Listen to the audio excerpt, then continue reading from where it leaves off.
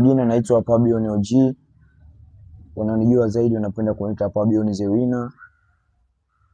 Nimeanza muziki wa hip hop. Yaani ile first naanza music, mimi nilikuwa mwana hip hop. Na ngoma yangu ya kwanza nilikodi hip hop, ilikuwa inaitwa Mama. Hiyo ilikuwa 2022. Zoe nikaja nikaishi tena kwenye Bongo Flava.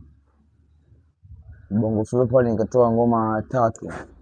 Kwenye issue ya Bongo Flava nimetoa ngoma 3 ambayo inaitwa Maumivu, Nirumie na Staki Kusikia. Ngoma 3. Na sasa hivi nimeona nafanya muziki wa singeli kutokana na muziki ambao una mashabiki wengi Zoe,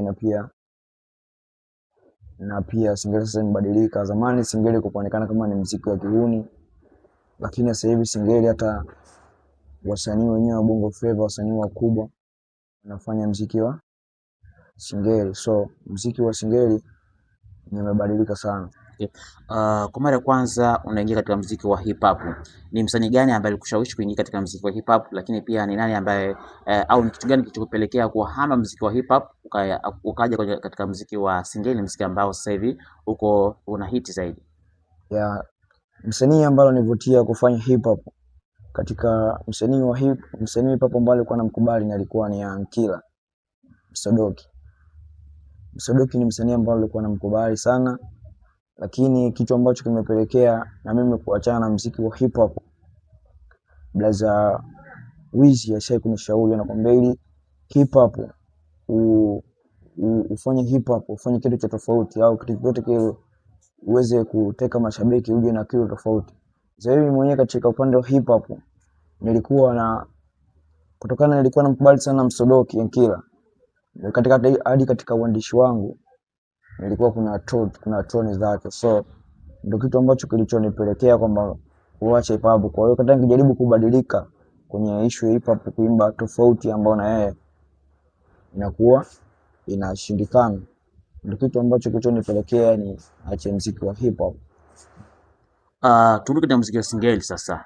Ni nani ambaye alikushawishi kuingia katika muziki wa singeli kwa mara ya kwanza? Unasikiliza ngoma zake, unazikubali, lakini pia ukimuona katika majukwaa akiimba akafanya, unavutiwa sana na muziki wa singeli, na ngoma yake ya kwanza ya kwanza kurekodi katika muziki wa singeli, je, unaikumbuka? Tuambie kuanzia safari ya muziki wa singeli ulianzia wapi, na ni nani ambaye alikuwa anakushawishi sana kuingia katika muziki wa singeli?